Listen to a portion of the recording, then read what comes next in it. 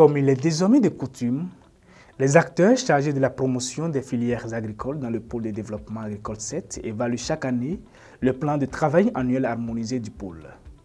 Pour le compte de cette année, ces acteurs se sont réunis les 14 et 15 janvier au siège de la TDA 7 à Abomey-Calavi.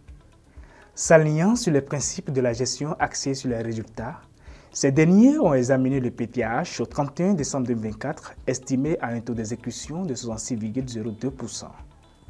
Vous n'êtes pas sans savoir que la TDA du pôle 7 est astreinte au contrat de performance induisant une planification rigoureuse et une reddition de comptes aux acteurs. Ceci dans le but de garantir l'efficacité des interventions, l'obligation de l'atteinte des résultats et l'utilisation optimale des ressources publiques. Pour ce faire, depuis sa création et avec l'accompagnement des acteurs et des partenaires, la TDA du pôle 7 se dote des documents de planification dont le plan de travail annuel harmonisé du pôle. Ces documents sont évalués périodiquement afin d'apprécier les performances de l'agence ainsi que celles du pôle. Pour le compte de l'année 2024, toutes les activités inscrites dans le plan de travail annuel harmonisé du pôle ont été évaluées. Ainsi donc, il sera question au cours de cette revue d'apprécier le niveau de réalisation des activités menées par les différents acteurs du 1er janvier au 31 décembre 2024. Il sera question de partager les activités saillantes réalisées dans les différentes filières avec les acteurs du monde agricole du pôle 7. D'identifier les facteurs qui ont entravé la mise en œuvre des activités programmées au fin de suggérer des solutions appropriées pour une meilleure planification pour l'année 2025. Durant toute l'année, plusieurs activités ont été menées dans le département dont regorge la TDA 7 et ce, dans plusieurs filières agricoles, notamment la filière ananas, œufs de consommation et aquaculture. L'acquisition de 50 flacons de 10 grammes de 17 alpha testostérone pour la position des alvéoles monocètes, ça c'est pour VAC 2. L'acquisition de 15 tonnes d'aliments granulés extrudés pour larves de poissons pour VAC. La formation de 100 pisciculteurs sur la production des larves de mouches soldats noires, ça c'est ANACEP. En ce qui concerne la promotion de la construction et de la réhabilitation de la mise aux normes des infrastructures, on a l'organisation d'une retraite sur le mode de gestion des infrastructures par POMAC.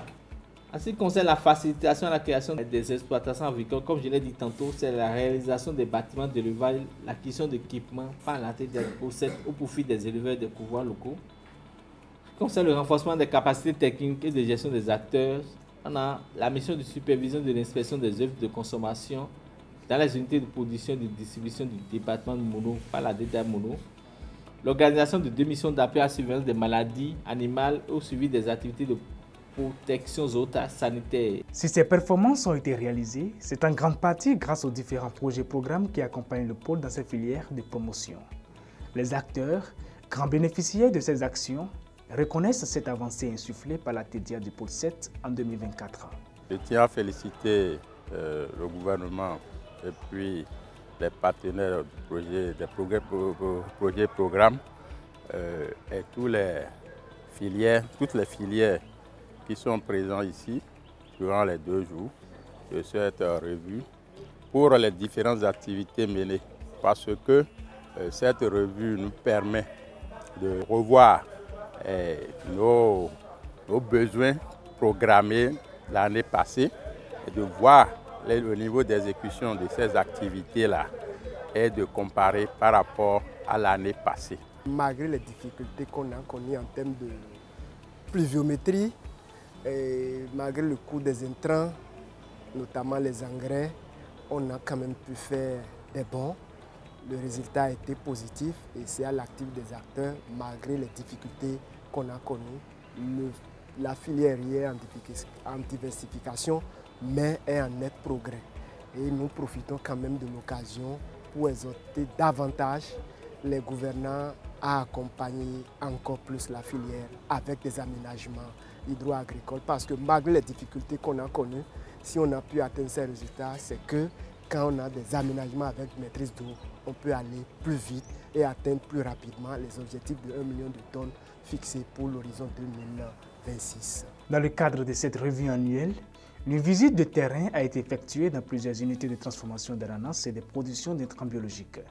Cette visite a pris en compte les communes de Zimvier, Zé, Alada et Toribosito. Aussi a-t-elle permis aux acteurs de découvrir et de toucher du doigt les différentes actions opérées par la TDA 7 au sein de cette filière prioritaire.